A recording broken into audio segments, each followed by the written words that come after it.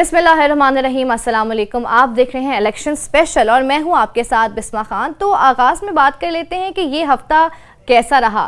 पाक ईरान कशीदगी के हवाले से खासा अहमियत का हामिल रहा। खैर, देर आए दुरुस्त आए। अब उसके अलावा बात करेंगे कि पीटीआई और पीपल्स पार्टी और नून लीग ज़्यादा एक्टिव कौन नज़र आ रहा है इस इलेक्शन 2024 में। साथ ही साथ बात करेंगे कि पीपल्स पार्टी के बिलावल भुट्टो जरदारी जो हैं वो अपना मंशूर किस तरह से पेश कर रहे हैं, और इसके बरअक्स अगर हम देखें तो नून लीग का मंशूर कैसा है। इन तमाम बातों पर बातचीत होगी। हमें स्टूडियोज़ में हमारे साथ मौजूद हैं वन एंड ओनली इसार राना साहब। इसार साहब, सबसे पहले तो आपको अस्सलाम वालेकुम, कैसे हैं आप? और साथ ही साथ ये भी बताइएगा कि पस मंज़र क्या देख रहे हैं आप पाक ईरान कशीदगी के हवाले से। देखिए, जैसे अभी आपने कहा कि देर आए दुरुस्त आए, और ये काम होना ही नहीं चाहिए था, और इसमें मैं समझता हूँ कि ईरान का एक बड़ा अमल दखल है इस सारी खराबी में, क्योंकि पाकिस्तान और ईरान का एक मैकेनिज़्म है। हम इंफॉर्मेशन शेयर करते हैं, इंटेलिजेंस इंफॉर्मेशन शेयर करते हैं, और ना वो काके ना हम काके, हमें भी पता है कि कहाँ पे हमारे मुखालिफ ईरान में बैठे हैं, उन्हें भी पता है। लेकिन होता ही है कि अमूमन इस तरह की बातों में किसी न किसी सतह के ऊपर एक दूसरे से इंफॉर्मेशन शेयर हो जाती है, लेकिन ईरान ने नहीं की। फिर उसके बाद जो सूरत हाल वो हुई वो आपके सामने है। और खैर, अगर ईमानदारी से देखा जाए तो पाकिस्तान और ईरान के ताल्लुकात कभी भी आइडियल नहीं रहे जी। उसके पीछे बहुत सारी वजूहात हैं। पाकिस्तान पिछले कई दहाइयों से अमेरिका के कैंप में है, फिर पाकिस्तान अरब ममालिक के ज़्यादा दबाव में है। अब ज़ाहिर है हम उनसे लेके खाते हैं तो उन्हीं के गीत गाते, तो ईरान ज़ाहिर है मुखालिफ कैंप का है। फिर हम जूं अपने ग्वादर को डेवलप करते हैं, उनको अपना चाबार ख़तरे में नज़र आता है। हम जैसे जैसे सी पैक को करते हैं, उन्हें अपना फ्यूचर वो फिर इंडिया के करीब होते हैं। अफ़गानिस्तान के अंदर भी हम सुन्नी मुजाहिदीन को सपोर्ट करते हैं, वो शिया मुजाहिदीन को सपोर्ट करते हैं। एक अरसा सऊदी अरब और ईरान की प्रॉक्सी वार हम यहाँ लड़ते रहे शिया सुन्नी की शक्ल में। अभी हाल में फिर एक दो वाक़यात हुए, ऐसे ही है। तो ये सारी बैकग्राउंडर हैं। लेकिन मैं ये समझता हूँ कि तमाम तरह इख्तलाफात के बावजूद पाकिस्तान ईरान ताल्लुकात बेहतर अंदाज में आगे बढ़ रहे थे।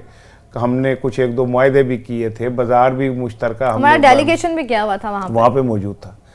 लेकिन चले, अच्छी बात है कि ये मामला हल हो जाए, क्योंकि अगर ये मामला बढ़ता तो, और जो कि अमेरिका की ख्वाहिश भी थी और इसराइल की ख्वाहिश भी थी, ये जंग अजीब सी जंग थी। अब इसका ये पता ही नहीं चल सका कि इस जंग के पीछे असल क्या बात थी। ये वक्त में आने पे पता चलेगा। लेकिन बहरहाल हम एक इंटरनेशनल साजिश का शिकार होते होते बच गए। इसार साहब, कल एक कौमी सलामती का इजलास भी है और उसके बाद चीज़ें काफ़ी क्लियर हुई हैं हमें। हाँ, नहीं डेफिनेटली कौमी सलामती का इजलास लग रहा है कि मामला सेटल डाउन हो जी। उससे पहले ही वज़ीर ख़ारजा की और ये मामला ताल्लुकात हो गए, तो एक उसने गलती की। हमने उन्हें ये बताया कि देखें, जो बकाए बाहमी के असूल है ना, उसमें यह कि आप हमारी इज्जत करें, हम आपकी करेंगे। अगर आप नहीं करेंगे तो हमें भी जवाब देना आता है। तो चले, पाकिस्तान ने एक पॉइंट स्कोर कर दिया। ईरान को ये समझ आ गई कि पाकिस्तान ना तो शाम है और ना पाकिस्तान इराक है, पाकिस्तान है। उन्हें हमने जवाब ज़रूर दे दिया। चलें इसार साहब, बैक टू द सियासत। पाकिस्तान की पॉलिटिकल सिचुएशन इस वक्त इलेक्शन सर पर हैं 2024 के। 8 फरवरी करीब है और इंतखाबी मुहिम में सिर्फ पीपल्स पार्टी नज़र आ रही है। आप देखें, मोस्टली नून लीग उस तरह से एक्टिव नज़र नहीं आ रही, उस तरह से जलसे नहीं हो रहे जिस तरह से अगर इलेक्शन पास हों तो जलसे होने चाहिए। क्या समझते हैं आप, नून लीग को कोई शुबा है कि इलेक्शन ताख़ीर का शिकार हो सकते हैं? क्या वजूहात क्या हैं? देखिए, बिलावल भुट्टो ने जो एक काम किया ना, कि उनके जलसे छोटे हैं या बड़े हैं, वो घबराए नहीं, ना शर्माए। वो अपने जलसों में गए, बड़ा जलसा भी छोटा जलसा भी किया उन्होंने। मुस्लिम लीग नून के लिए ये नैरेटिव अब उनके गले का फंदा बन गया है कि हम अवाम में मकबूल हैं। वो कोई ऐसा जलसा करते हैं जो फ्लॉप हो जाता है, और मीडिया थोड़ी सी इखलाकी जुर्रत करके जो वो नहीं करता, वो जलसे दिखा देता है कि ये एक फ्लॉप जलसा है, लोग नहीं आए, तो उनकी सुबकी बड़ी होती है। तो इसलिए वो बड़ा सिलेक्टिव जाके ठोक बजा के उस जगह पे जाके जलसा कर रहे हैं जहाँ पे उन्हें ये लगता है कि हमारी इज्जत आबरू बरकरार रहेगी, लोग नज़र आ रहे हैं।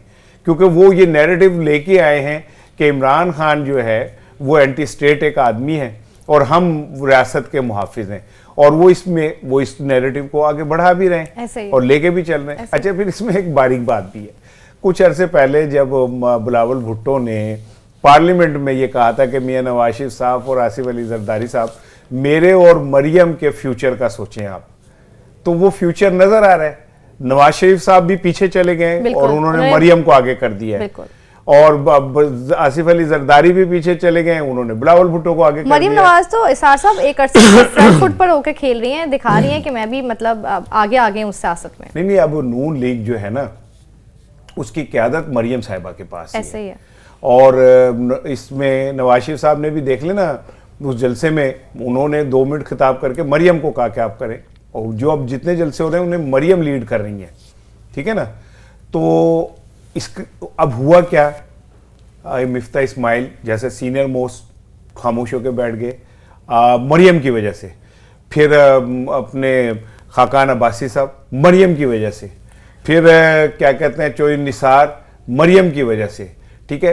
ये जो इस लेवल के लोग हैं जो सीनियर क़यादत थी, शहबाज शरीफ, हमजा शहबाज शरीफ, अब ये सारे ही या तो आप अब मरियम के पीछे हाथ बांध के खड़े होंगे या फिर आप सियासत अपनी करेंगे। आंसर तो इसमें यही नजर आ रहा है कि ये शायद मरियम नवाज से उस तरह से खुश नहीं है जिस तरह से नवाज शरीफ के फ्रंट फुट पे होके खेलने से होते। देखें, मैं वही नहीं वो बात ये है कि खाकान अब्बासी ने तो ये बात कही भी कि मेरा लीडर नवाज शरीफ हो सकता है, मरियम नहीं हो सकती। भाई अब जिन लोगों की 40-40, 50-50 साल की इन्वेस्टमेंट है सियासत में और उन्होंने कद बनाया अपना, अब मरियम आके, क्योंकि वो नवाज शरीफ साहब की बेटी है, या बिलावल भुट्टो वो आके शैला रजा को पीछे कर दें, या वो जो सीनियर क़यादत है उनको कहेंगे जी अब आप घर बैठ जाएं, ठीक है।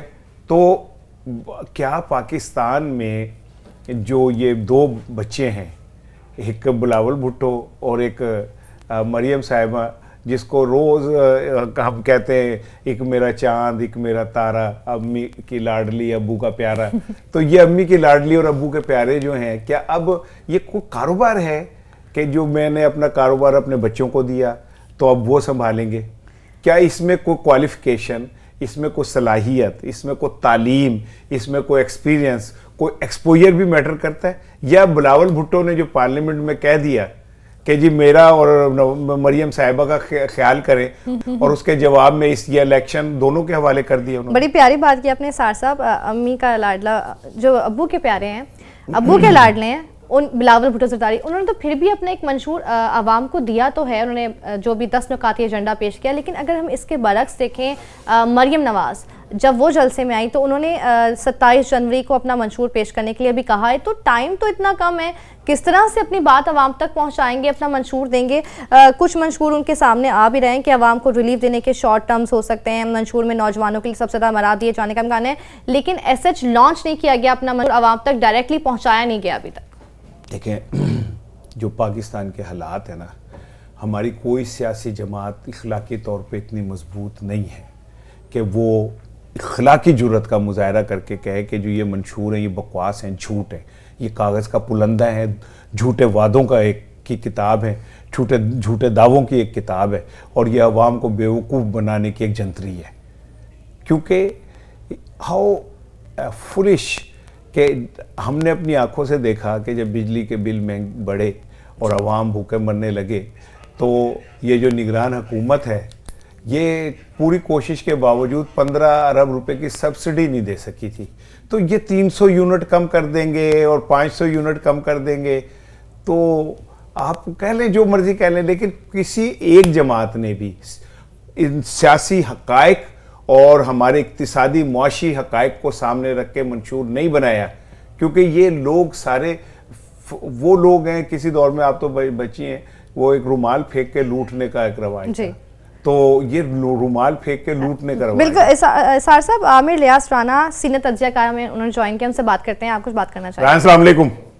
वालेकुम अस्सलाम। अच्छा राना साहब, अभी हम बात कर रहे थे मंशूर के ऊपर, तो मुस्लिम लीग नून ने तो मंशूर कमेटी को बनाए हुए भी तकरीबन 1.5-2 माह हो गए, तो क्यों लेट हो रहा है? अब तो इंतखाबात बिल्कुल ऑलमोस्ट सर पे आ चुके हैं। देखें, मैंने जो चेक किया है, PMLN का मंशूर है प्रोफेसर इरफान सिद्दीकी साहब के हवाले किया गया था। और आप समझते हैं कि प्रोफेसर फिर दानिश्वरी ज्यादा जानते हैं, और उसके अंदर ज्यादा मसाइल ये बने हैं कि कुछ चीजों में उन्होंने तसाहुल बरता और कुछ में इनपुट जो खासतौर पे माशिक मसाइल थे। वो जिस दिन मरियम नवाज गई थी ओकाड़ा, तो उन्होंने बताया था कि आज मियां साहब मीटिंग कर रहे हैं। मेरा ख्याल ये है, जो मेरी बात हुई है उसकी बुनियाद पे, क्योंकि आपको बात करनी है और जिस दिन ये अनाउंस करेंगे, जैसे अब बिलावल से पूछा जा रहा है ना कि आप ये यूनिट कैसे देंगे, तो अगर आप कोई दावा करेंगे तो वो बुनियाद बनी है और अब उन्होंने 27 तारीख अनाउंस किया है। नोक पलक सवारी जा रही है, मेन चीजें क्लियर हैं। आपको पता है और हमें भी पता है कि लोग यहाँ पे मंशूर से ज्यादा पार्टियों के हिसाब से चल रहे होते हैं, कि यहाँ पे नवाज शरीफ हैं, वहाँ पे इमरान खान हैं, वहाँ पे बिलावल हैं, और ज्यादातर हमारे वोटर्स का क्वेश्चन भी नहीं होता।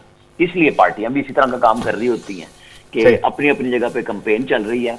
बुनियादी बात तो यह है कि मंशूर बहुत पहले आना चाहिए, स्टार्ट होना चाहिए और उस पर काम होके, लेकिन मंशूर की जहां तक PMLN की बात है, वो जो गुफ्तगू कर रहे हैं कि हमने स्टार्ट वहीं से लेना 2017 जहां से रुका था, तो सिर्फ उसके अंदर जो नई चीज आएगी, एक था डेवलपमेंट काउंसर और आज है ज्यादा माशी बहाली काउंसर। वो बताएंगे कि वो उसको पाकिस्तान की मईशत को कैसे दुरुस्त कर सकते हैं। ठीक। एक चलते हुए काम को और तेज करना है, और इसके अंदर ये है कि उन्हें बताना होगा कि जो आपको इन्वेस्टमेंट चाहिए है, आपको यहाँ पे प्रोडक्शन बढ़ानी है, यहाँ पे रोजगार देना है, कीमतों की जो है ना इस्तेकाम लाना, ये बुनियादी सवाल आते हैं जिसके ऊपर ये सारा काम हो रहा है। राजा साहब, जो कहा जा रहा था कि टिकटों के मसले पे मियां साहब को बहुत दबाव का सामना है अपनी पार्टी की तरफ से भी और वो इत्तेहादियों की तरफ से भी, अब वो इमिकेबली हो गया कि अभी कुछ चीजें रह गई हैं? राणा साहब, जिस तरफ आप इशारा कर रहे हैं ना, देखिए मैं आपको बताता हूँ, IPP बनी है इस्टेब्लिशमेंट के साथ मिलके, और जो डिमांड थी वो बहुत ज्यादा थी। मैं कई दफा ये बात कह भी चुका हूँ कि अयाज सादिक के घर जो इनकी मीटिंग थी, और इतनी बड़ी डिमांड थी कि वहां पे इन्होंने कहा कि अच्छा फिर PMLN को बता दें कि हम कहाँ लड़ेंगे। लेकिन अब आपको पता है कि जितनी सीटें उनको दी गई हैं, वो तो उनके सोच में भी नहीं था कि इतना डाउन PMLN करेगी, और किया है। और उसके बाद भी आप देख लें, पिंडी की एक सीट जो है मोहसिन अयूब खान को गुलाम सरवर के भतीजे से लेके दोबारा PMLN को दे दी गई है, कि जहां इनका अपना प्रेशर था वहां पे वो भी पता है उनको कि गुलाम सरवर को PMLN का वोटर वोट नहीं करेगा।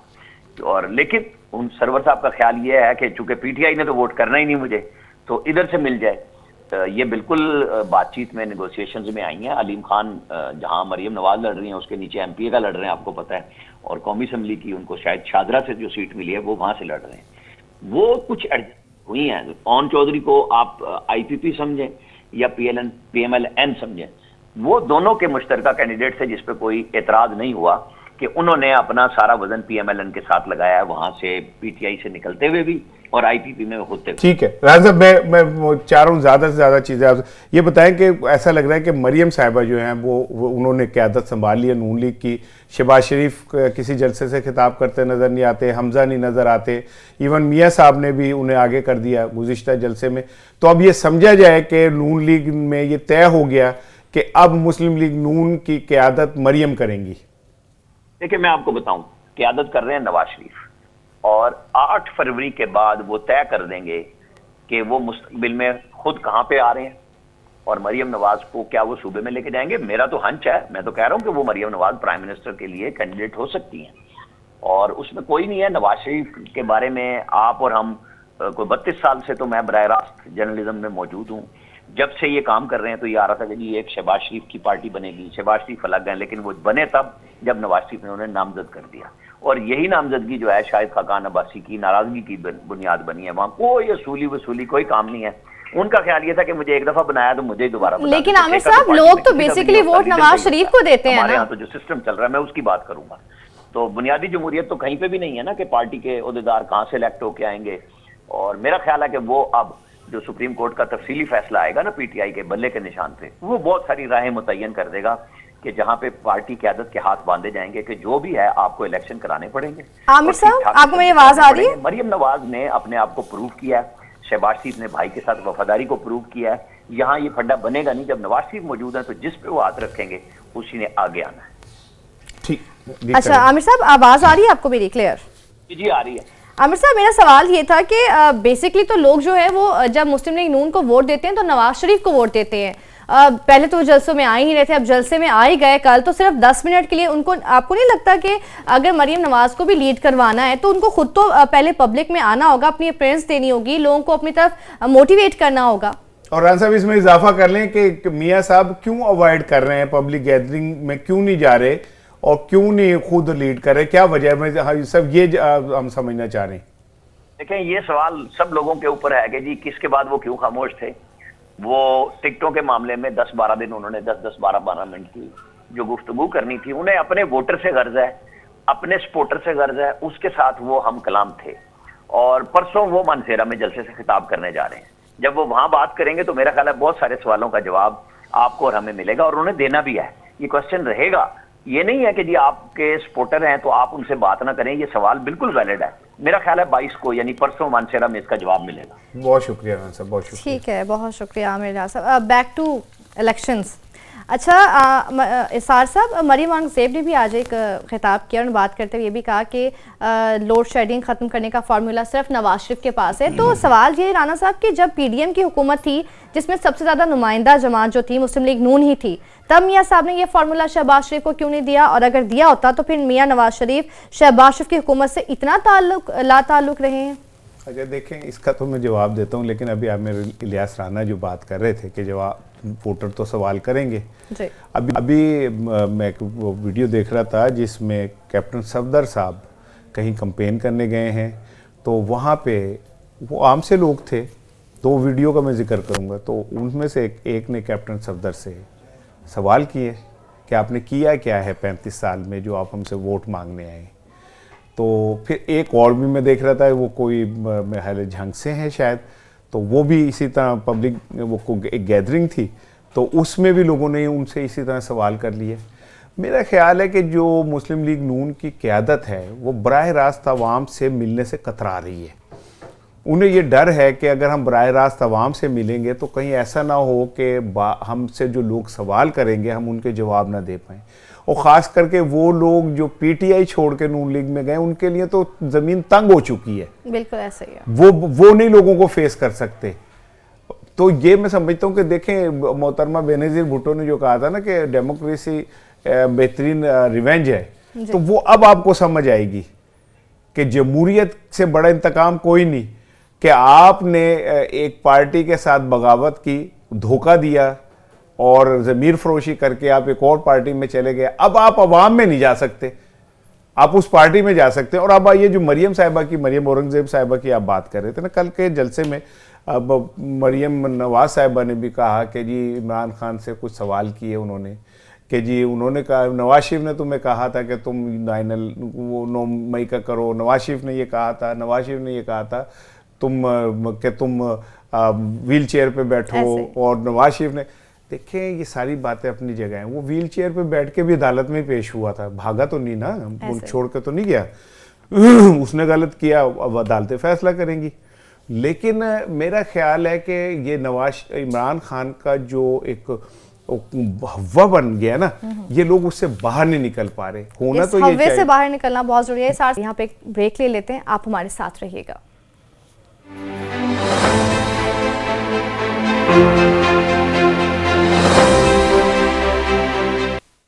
Welcome back. एक बार फिर से बात कर लेते हैं इलेक्शंस के हवाले से। तो इसार साहब, बड़ी एक मेजर बात यहाँ पे देखने में आई है कि मरियम नवाज और बिलावल भुट्टो ज़रदारी मुसलसल जलसों में आ तो रहे हैं, एक दूसरे को तनकीद का निशाना बना रहे हैं, लेकिन पीटीआई कहाँ है, नजर नहीं आ रही है। मकबूल तरीन जमात है, उसके बावजूद अगर कैंडिडेट्स अलग अलग भी हो गए तो मतलब जलसे तो करने चाहिए, लोगों को अपनी तरफ अपना पैगाम तो पहुंचाना चाहिए। इलेक्शन में तो दिन कम है। और साथ ही साथ एक बात और बताएगा कि बिलावल भुट्टो ज़रदारी तनकीद का निशाना बनाते रहे हैं मुस्लिम लीग नून को स्पेशली, लेकिन अगर आप फोकस करें तो मुस्लिम लीग नून एज कम्पेरेटिवली बिलावल भुट्टो ज़रदारी तनकीद का निशाना बनाती है सिर्फ और सिर्फ पीटीआई को। क्या वो बिलावल को अपना हरीफ ही नहीं समझते? अच्छा सवाल है जो आपने कहा कि पीटीआई नज़र नहीं आ रही। पहले मैं कहीं पढ़ता था कि जब ज़बानें बंद हो तो दीवारें बोलती हैं। अच्छा। अब मैं ये देखता हूँ कि जब ज़बानें बंद करें तो वर्चुअल जलसे बोलते हैं, और आपको जब ज़मीन पे पैर नहीं रखने देते तो फिर आप कोई रास्ता निकालते हैं। मैं ना जस्टिस अतर मिनल साहब का ना बहुत फ़ैन हूँ। अभी उन्होंने गुज़िश्ता रोज़ एक वर्कशॉप में गुफ्तगू करते हुए कुछ बातें की, मैं चाह रहा था मैं आपसे शेयर करूं। वो कहते हैं कि 1971 में पाकिस्तान दो लख्त ना होता अगर हम असूलों पे खड़े रहते और हम अगर अपने अहद की खिलाफ वर्जी ना करते। फिर उन्होंने कहा कि क्या हम किस तरफ जा रहे हैं, टेक्नोलॉजी के दौर में रियासत इजहार राय को कंट्रोल नहीं कर सकती। आपने एक ऐसा माहौल बना दिया, मुझे तो शर्म आती है हमारे डेमोक्रेटिक सिस्टम पे और इस लीडरशिप के ऊपर कि ये वो लोग हैं जो गुलगुले खाते हैं और गुड़ से परहेज करने का कहते हैं। यानी आप अंदाज़ा करें कि इनकी अखलाकी जुर्रत, बिलावल तो फिर भी कहीं ना कहीं बोल जाता है ये, ठीक है ना, लेकिन मियाँ साहब और मरियम साहिबा, मुझे तो हंसी आ रही थी कि एक बंदा जिसको आपने 202 मुकदमात बना दिए, जिसके ऊपर रोज एक फर्द जुर्म लगती है, एक से निकलते हैं, एक में फंस जाते हैं, जिस पे रोजाना 3-3 4-4 मुकदमात की तफ्तीश करते हैं आप, ठीक है, और उसकी जमात के 30 दर्जे तक की क़यादत जो है वो गायब कर दी है। मरियम आज भी जलसे में खड़े होकर इमरान खान पे तनकीद कर रही होती है। क्या मरियम ने किसी एक जलसे में भी अवाम को ये बताया कि जो हमारे मुअस्सब, हम बहुत बुरी तरह फंसे हुए हैं मुआशी मसाइल में, हम बहुत बुरी तरह फंसे हुए हैं अपने कर्ज़ों के जाल में, गर्दिशी कर्जा अपने अरूज पे है, ठीक है, हमारे हमसाय मुमालिक से ताल्लुकात बहुत बुरी तरह ख़राब हैं। तो क्या किसी एक जगह भी उन्होंने बताया कि हम कैसे इससे निकलेंगे? उनका एक मसला है कैदी नंबर 804, ठीक है ना। चलिए साहब इसी बारे में बात कर लेते हैं। हमें ज्वाइन किया अहमद रहनुमा पीटीआई और माहिर कानून। ऐसा बहुत शुक्रिया आपके वक्त का। इसार साहब बात करना चाहेंगे? वैसे साहब अस्सलाम वालेकुम। जी अस्सलाम वालेकुम। वैसे साहब क्या ये जो वुकला की टीमें तब्दील कर रहे हैं आपके कप्तान, तो क्या वुकला केस सही नहीं लड़ पा रहे या उन पे एतमाद नहीं रहा, क्या मसला है? या इतने अरसे बाद खान साहब को क्यों पता चलता है कि मैं गलत कर रहा था? नहीं, ये बात नहीं है। देखिए, असल में जो सूरत हाल है, जो मुल्क में रूल ऑफ लॉ की जगह डेस्पोटिज्म आ चुका हुआ है, अदालतों को भी काफ़ी प्रेशराइज किया हुआ है, और जिस अंदाज में, वरना कभी दुनिया में ऐसा नजर आया कि आप एक FIR है, जाके कोर्ट में बता रहे हैं कि जनाब ये केसेस के खिलाफ, जब वो केस में बेल हो जाती है तो फिर दूसरी FIR में पकड़ लेते हैं, उसमें हो जाती है, इसी में पकड़ लेते हैं।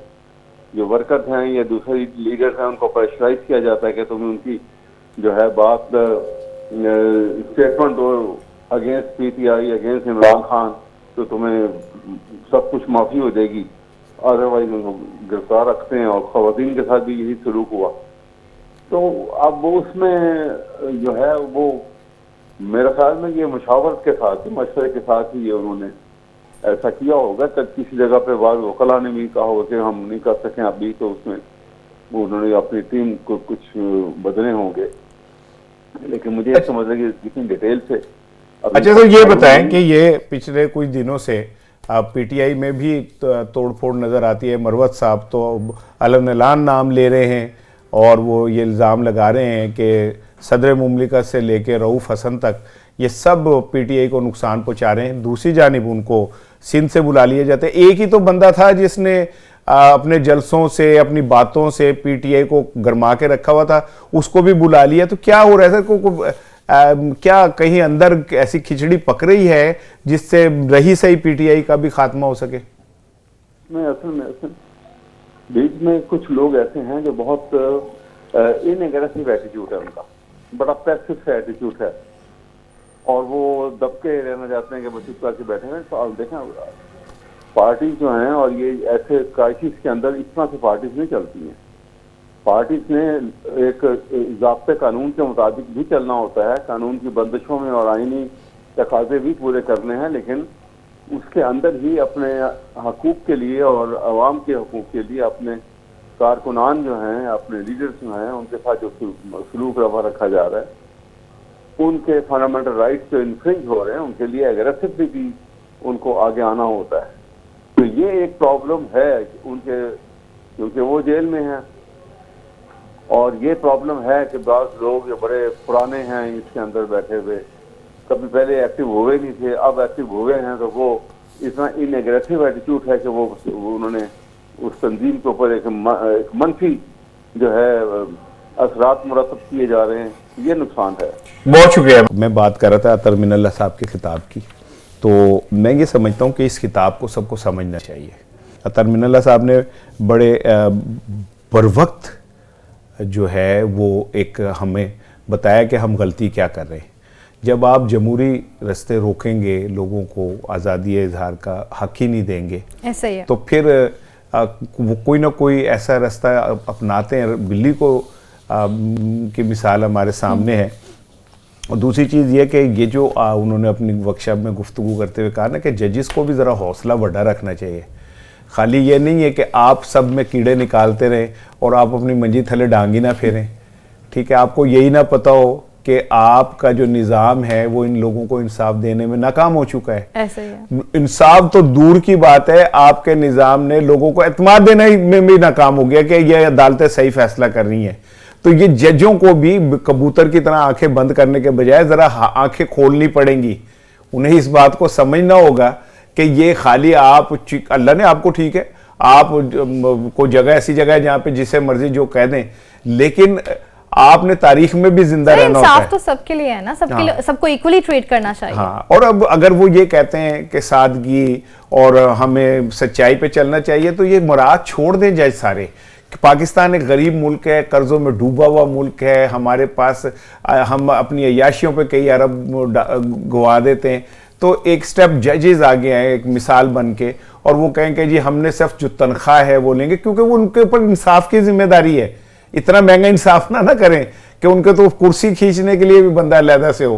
तो अतर मिनल्लाह साहब का मैं इसलिए बार बार कह रहा हूँ कि मुझे बड़ा अच्छा लगा उनको सुन के।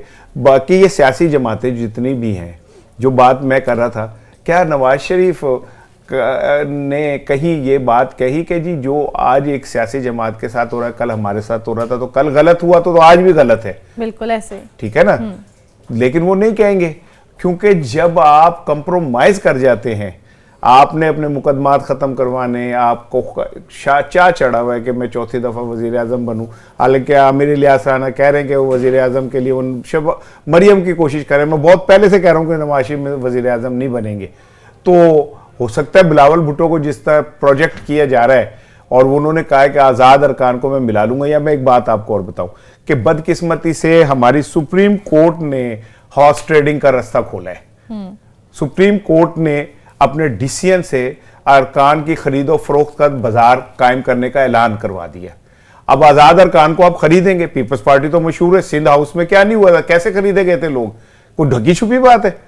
तो ये आज़ाद अरकान को अगर पीपल्स इलेक्शन होने दें, देखिए किस तरह से खरीदो फरोख्त का बाजार था। इंसाफ की बात आप करें, तहरीक इंसाफ पर आ जाते हैं। पीटीआई कहाँ स्टैंड कर रही है इन इलेक्शंस में? आप क्या समझते हैं कि कितना बेनिफिशियल हो सकते हैं ये इलेक्शन पीटीआई के लिए, अब जबकि उनको एक तरफ से कॉर्नर कर दिया गया है और उनके कैंडिडेट्स भी आज़ाद हैं और उन सबको बड़े अजीबोगरीब किस्म के निशानात भी दे दिए गए हैं?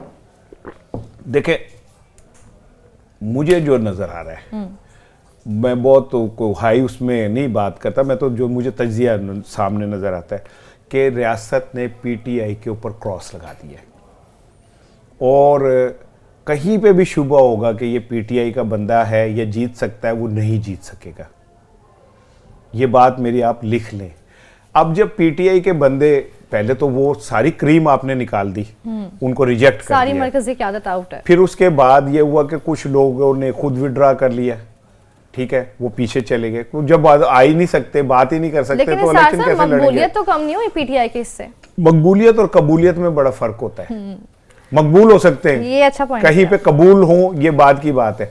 लेकिन जो बात मैं आपको कह रहा हूं कि पीटीआई जो वो कह रहे हैं ना कि प्लान सी है, तो प्लान सी ये भी हो सकता है कि उस दिन लोग बाहर निकले और वो जाके एक से ज्यादा मोहर लगा दे, तो वो रिजेक्ट हो जाएगा।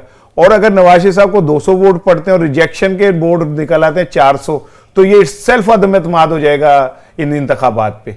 तो ये एक खौफनाक बात है। अगर ऐसा हो गई तो ये पाकिस्तान के इलेक्शन के अंदर एक टर्निंग पॉइंट साबित होगा। पहली दफा अवाम जो है ना अपने गमों गुस्से का इजहार करेंगे, अपने कैंडिडेट को वोट देके नहीं, अपने कैंडिडेट के मुखालफत में वोट देके।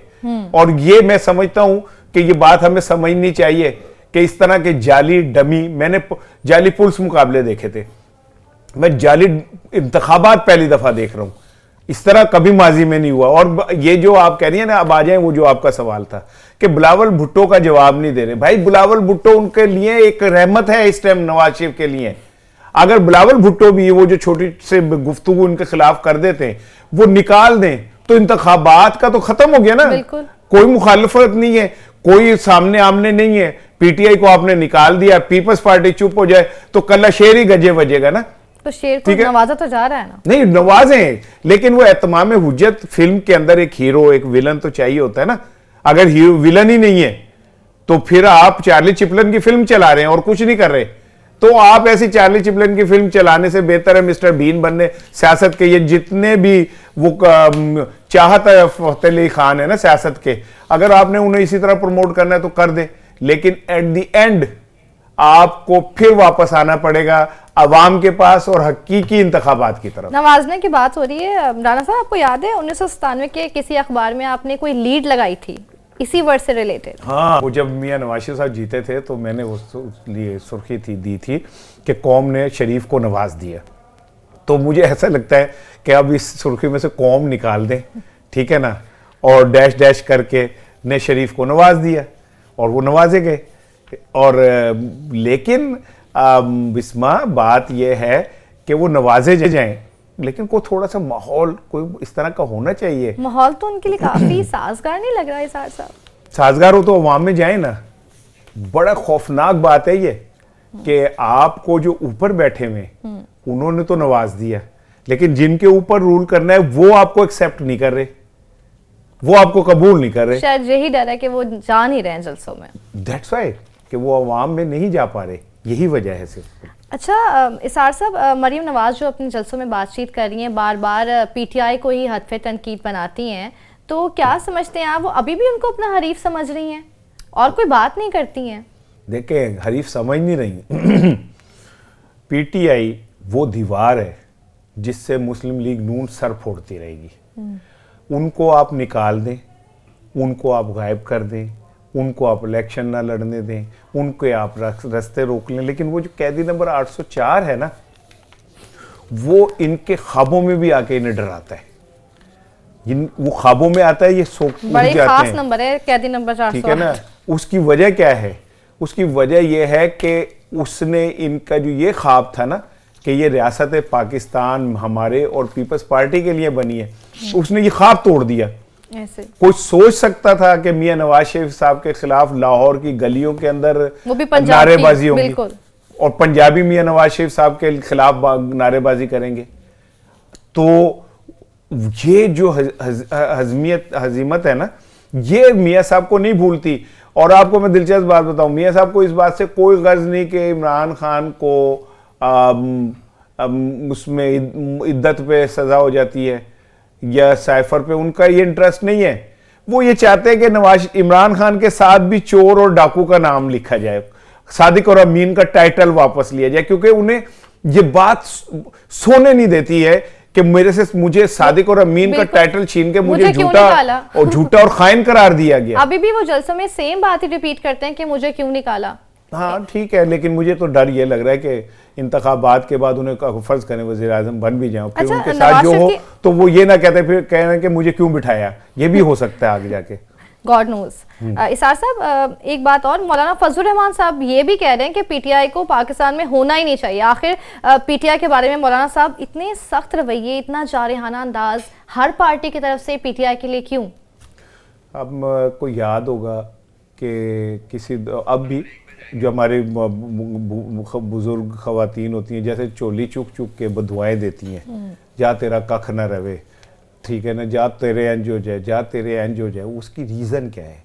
एक बंदा मौज मेले में था, नून लीग भी उसे नवाज देती थी, पीटीआई भी, वो पीपल्स पार्टी भी नवाज देती थी, कश्मीर कमेटी के वो चेयरमैन थे, ऑन रिकॉर्ड कश्मीर के लिए उन्होंने एक स्टेटमेंट नहीं दी। Being a chairman of Kashmir committee, कहा यह जाता है कि वो कश्मीर कमेटी के चेयरमैन के तौर पे जो इस्तेकाक था उसमें वो खलीजी ममालिक जाते थे और वहाँ अपनी जमात के लिए चंदे इकट्ठे करते फिरते होते थे, ठीक है ना।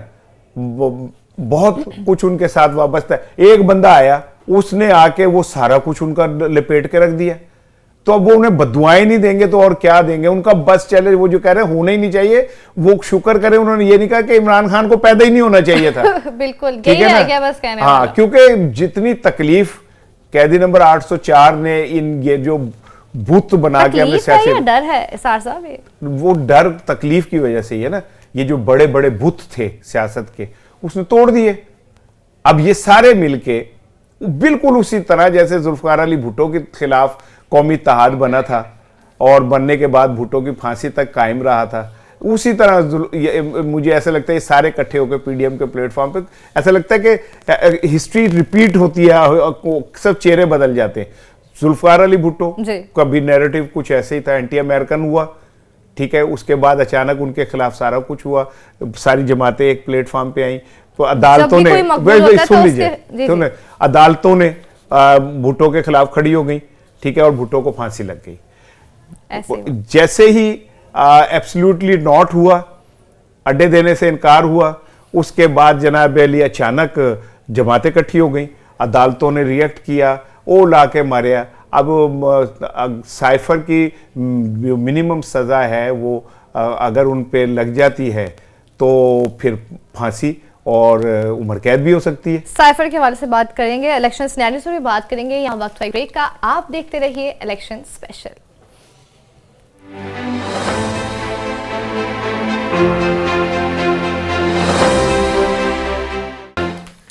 Welcome back. इलेक्शन स्पेशल में फिर से बात कर लेते हैं इलेक्शन सिनेरियोस के हवाले से। तो इसार साहब, क्या समझते हैं आप, किस पार्टी को स्ट्रॉन्ग देख रहे हैं आप इलेक्शन 2024 में? क्या समझते हैं आप कि क्या मरियम नवाज जिस तरह से जलसों में फ्रंट फुट पे आके खेल रही हैं, फ्यूचर में लीड करती हुई नज़र आ रही हैं?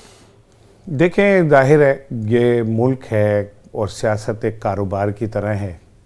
मैंने तो पासपोर्ट भी मेरे ख्याल देखा था, तो उस पर लिखा होता है, जहाँ पे लिखा था कि आपका कारोबार, तो उन्होंने कहा कि हम वो हैं हुक्मरान जब हैं लोग, तो पैदाइशी हुक्मरान हैं।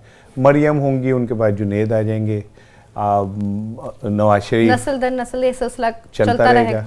वहाँ पे अब बिलावल के बाद आसफा भी मैदान में आ गई हैं, और क्या कहते हैं, जरदारी साहब बैक फुट पे चले गए या नवाज शरीफ चले गए। तो ये ख़ानदानी एक रियासत है जिसमें यही लोग आते रहेंगे। लेकिन पाकिस्तान आज जिन शदीद मुश्किलात का शिकार है, हम कभी ये तय नहीं कर सकेंगे कि जिन लोगों की वजह से ये मुल्क इस तबाही के दहाने पे पहुंचा, हम उन्हें बार बार क्यों प्रोजेक्ट करते हैं, क्यों लॉन्च करते हैं, क्यों नहीं अवाम? क्या हम डरते हैं अवाम से? हम अवाम में जाने से डरते हैं? तो अगर डरते हैं तो ठीक है, मरियम साहिबा आ जाएंगी। वो कहते हैं जमहूरियत इसी का नाम है, अगर इनकी नज़र से देखा जाए तो। लेकिन मैं आपको 2-3 चीज़ें आपसे शेयर करूं कि मुझे ऐसा लगता है, एक ग्लोबल मैं उसमें बात कर रहा हूँ, अमरीकी इंतखाबात जो है ना वो होने जा रहे हैं जी, और जो बाइडन इस वक्त अवामी नफरत का शिकार हैं, उनके खिलाफ शदीद वेव है। बिल्कुल। और जो ट्रंप है, फिलिस्तीन वाले इशू के बाद ट्रंप जो है वो इस टाइम मकबूलियत की अपनी इंतहा पे है। इंडिया में इंतखाबात होने जा रहे हैं, ठीक है, बांग्लादेश में हो गए, हाँ, पाकिस्तान में हो रहे हैं। तो एक हाइपोथेसिस है कि अगर वहाँ से के इंतखाबात में ट्रंप जीत जाते हैं, जो कि नज़र आ रहा है कि उनकी मकबूलियत इतनी है, तो पाक अमरीकी ताल्लुकात में फिर एक नई चेंज आ जाएगी। और ट्रंप के मुतालिक ये कहा जाता है कि ट्रंप और ये मासूम खान ये आपस में बहुत करीब हैं, जैसे जो बाइडन और पीपल्स पार्टी और नवाज शरीफ जरदारी ये बहुत करीब हैं। यानी नहीं पजे जाते, हर नाश्ते में पल्ले से कितने $1000 दे के उस नाश्ते में शरीक होते हैं बिलावल साहब और बाकी लोग। तो फिर मुझे लगता है कि कुछ सीन चेंज होगा। और ये जो इंतखाबात होने जा रहे हैं, ये इटसेल्फ इतनी बड़ी पैनिक क्रिएट करेंगे। हालांकि कोशिश तो यही होगी कि मियाँ साहब को किसी तरह बिठा दें बस में, जैसे बस चलती बस में आप तो किसी को ले जाना हो तो आप ज़बरदस्ती उसको घुसा के धक्का देते हैं, फिर वो अंदर चला जाता है तो कहते हैं अच्छा बाय बाय टाटा अल्लाह हाफिज़ एंड फिनिश ख़त्म, ठीक है। तो मुझे ऐसा लगता है कि ये इंतखाबात के बाद एक नए इंतखाबात होने। तो ये जो इंतखाबात हैं ये वाकई बहुत तारीख में अगर हम देख लें तो सबसे मुतनाज़ इंतखाबात देख सकते हैं हम इनको। अच्छा, जो पाकिस्तान में आज तक वैसे तो कोई भी इंतखाब जो है वो नहीं हुआ मुनसिफाना। लोग ये कहते हैं बिस्मा के कतर के इंतखाबात जो थे ना वो बड़े फेयर थे और उसके नतीजे में पाकिस्तान 2 हिस्सों में टूट गया, लेकिन मैं उसको भी फेयर नहीं मानता, क्योंकि मशरक़ी पाकिस्तान में शेख मुजीबुर रहमान ने जिस तरह प्रो पाकिस्तानी तंजीमों को कुचला और वहाँ पे रा और दीगर जो अवामिल थे उन्होंने उन लोगों को इंतखाबी मुहिम ही नहीं चलाने दी, तो इंतखाबात तो फेयर नहीं रहे। फिर वहाँ पे भी एक बड़े पैमाने पे धांधली हुई और पाकिस्तान से मोहब्बत करने वाली जमातों को उन्होंने ख़त्म कर दिया, वहाँ पे इलेक्शन नहीं लड़ने दिया। तो पाकिस्तान में आज तक कोई इंतखाब फेयर नहीं हुआ और ये हमारी बदकिस्मती है कि हमारे जो वज़राए आज़म होते हैं ना उनका हल्का इंतखाब चीचा वतनी या कसूर या सखर नहीं होता, इनका हल्का इंतखाब जो है वो वाइट हाउस होता है, पेंटागन होता है, वहां से हमें जो आशीर्वाद मिलती है फिर हम उसको लेके आगे चलते हैं। हमने उसको देखते ही आगे चलना है कैसे इलेक्शन के हवाले से भी। अच्छा इसार साहब, हम अगर बात करें मरीम नवाज़ की तो वो जिस तरह से आवाम से बात कर रही हैं और पीटीआई को हद पे तनकीद बनाती हैं और दीगर जमातों को, क्या इस तरह से उनको लगता है कि वो अपना वोट बैंक स्ट्रॉन्ग कर रही हैं? क्या इस तरह से आवाम माइल होंगे उनकी तरफ? नहीं, उन्होंने तो अब यहाँ तक चली गई हैं कि उन्होंने पीटीआई के नौजवानों को भी ऑफ़र किया है कि वो उनके साथ आ जाएं। उन्होंने एक जलसे में कहा है कि पीटीआई के नौजवानों आप मेरे साथ चलो। तो एक बात आप समझे कि 9 मई का जो वाक़या हुआ उसमें जो लोग पीटीआई के मुलविस हैं, मेरा ख्याल है एक दफ़ा उन्हें सज़ा ज़रूर मिलनी चाहिए ताकि आइंदा कोई हमारे इदारों शोधा की तौहीन ना कर सके। लेकिन इसके बावजूद पीटीआई ना अब एक जमात से बाहर निकल के कुछ और बन गई है, वो एक फ़िरके की सी शक्ल इख्तियार कर गई है और इसके पीछे ये जो नए 1.5-2 करोड़ वोटर्स आए वो नौजवान हैं, वो सारे उधर खड़े हुए। आप अवाम में चले जाएं, सर्वे करें, वो उनके साथ खड़े, आप किसी गरीब से बात करें वो उनके साथ खड़ा है। तो इन हालात में मरियम साहिबा वो जितने मर्जी जलसे कर रहे हैं, कहीं ना कहीं उनकी मकबूलियत की वजह बन रहे हैं। डेफिनेटली ये ज़रूरी नहीं है कि मैं बहुत अच्छा बोलूं तो हीरो हूं, ये भी हो सकता है कि आप बुरा बोलें तो लोगों को लगे कि ये थोड़ा बहुत अच्छा बोल लेता है। हमारे यहाँ बदकिस्मती है कि हम कभी 2 अच्छों में से एक का इंतखाब नहीं करते, हम 2 बुरों में से कम बुरे का इंतखाब करते हैं, तो चॉइस डिफरेंट हो जाती है। सो मैं समझता हूँ कि ये जो मर्जी कर लें, जो वोट बैंक पीटीआई का वो नहीं तोड़ सकते आप। और बार बार मेरा यही तो कहना है कि अगर पाकिस्तान को मुस्तहकम करना है, सियासी इस्तेहकाम लेके आना है, तो लोगों को जो किसी जमात के साथ जुड़े हुए हैं और वो आईने पाकिस्तान, पाकिस्तानी इदारों का एहतराम और पाकिस्तान के असास पे यकीन रखते हैं, उनको उनके रास्ते बंद नहीं करने चाहिए हमें किसी शक्ल में। साहब, हालात जो चल रहे हैं अवाम में उस तरह का जोश भी नहीं देखने में आ रहा इलेक्शंस को लेकर। अगर सियासतदानों में नहीं है तो अवाम में भी नहीं है, क्या वजह है इसकी? और साथ ही साथ क्या समझते हैं 2024 में तमाम लोग वोट डालने आएंगे?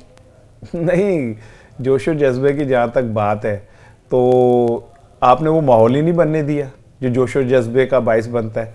हमने तो अपने दौर में वो लाहौर में पीपल्स पार्टी और मुस्लिम लीग नून के मुकाबले देखे हुए ना कि इधर से मुस्लिम लीग नून की रैली निकल रही है तो इधर से पीपल्स पार्टी की रैली निकल रही है, ठीक है, नारेबाजी हो रही है। उधर उनके कैंपों में रात गए तक लोग बैठे हुए हैं आग जला के, इधर इनके कैंपों में बैठे, गली कूचों में ना कॉर्नर मीटिंग्स हो रही है ना उस तरह से। अब तो ऐसा लगता है और उस बहाने चलो गरीबों का दाल दलिया चल जाता था और मुस्लिम लीग नून कीमे वाले नान बना लेती थी, बिरयानी बना लेती थी, ठीक है ना।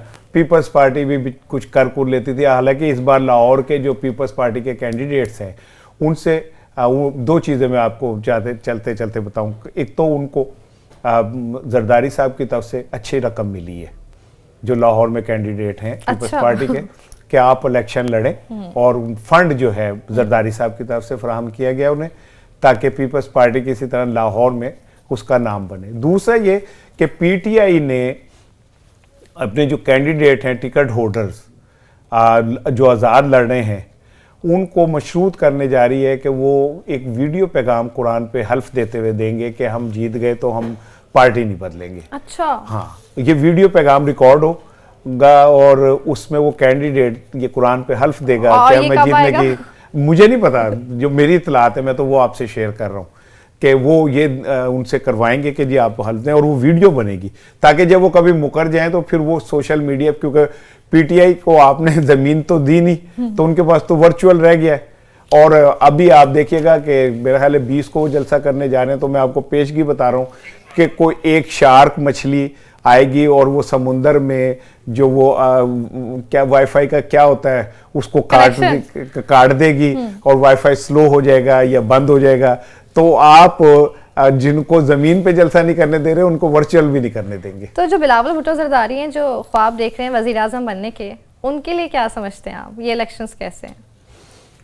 देख सकते हैं वो ख्वाब, बिल्कुल देख सकते हैं, उनका हक है, क्योंकि ये मुल्क, इस मुल्क के वसाइल, इस मुल्क का कानून, इस मुल्क के तमाम जो तरक्की के रास्ते जीने हैं वो मरियम साहिबा और बिलावल भुट्टो के लिए। मेरा बेटा जो है वो तो नौकरी के लिए रुलने के लिए है, मेरी औलादें जो हैं वो तो सिर्फ इस चक्कर में अपनी ज़िंदगी गुजारने के लिए पैदा हुई हैं कि वो अपने आप को जीने का कोई रास्ता निकाल सके। तो ये मुल्क और ये वसाइल, ये सब कुछ मरियम और बिलावल साहब के हैं, इसमें कोई शक नहीं है। चलें इसार साहब, बहुत शुक्रिया। और इस नोट के साथ प्रोग्राम को एंड करते हैं कि इलेक्शंस नज़दीक हैं 8 फरवरी को, चाहे जो भी हो लेकिन आपका वोट ही तब्दीली ला सकता है। आने वाले वीक में देखें क्या गहमा गहमी देखने में आती है या नहीं, और सियासी मंजरनामा किस तरह से तब्दील होता है या नहीं। टिल देन मुझे और इसार साहब को इजाज़त दीजिए। अल्लाह हाफ़िज़।